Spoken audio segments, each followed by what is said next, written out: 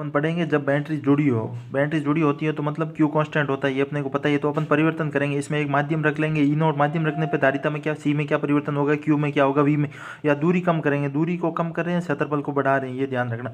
तो जब बैटरी जुड़ी नहीं रहती है तो क्यू तो कांस्टेंट होगा, तो इसमें तो कुछ है नहीं। तो अब वी का देखेंगे, वी बराबर क्यू अपॉन सी। क्यू तो कांस्टेंट है तो वी और सी व्युत्क्रमानुपाती हो जाएंगे।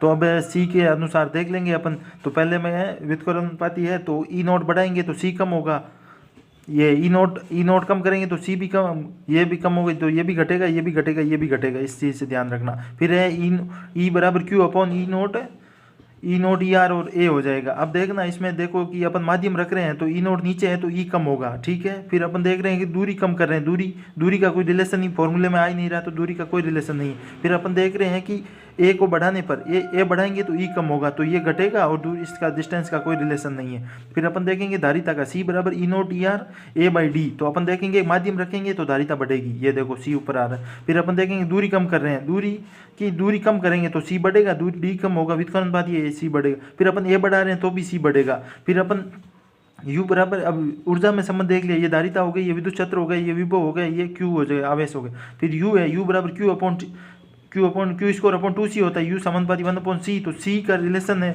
वो, ये C और U है, ये उल्टा कर लो, यहाँ बढ़ेगी तो घटेगी, बढ़ेगी घटेगी, बस ये ध्यान रखना, उल्टा कर लो, सेम है। फिर C और V का देख लो, जैसे ये V का है, घटती तो यहाँ धारिता बढ़ती, बस ये ध्यान। एक आपने रिलेशन देख लो, इसमें मेन C का देख लो। C में अपन ई नोट रखेंगे, ए रखेंगे और डी रखेंगे, तो क्या क्या होगा। सी का देख लो, सी का फिर वी का अपोजिट कर दो, यू का अपोजिट कर दो, और ई में ध्यान रखना, ई बराबर क्यू अपॉन ई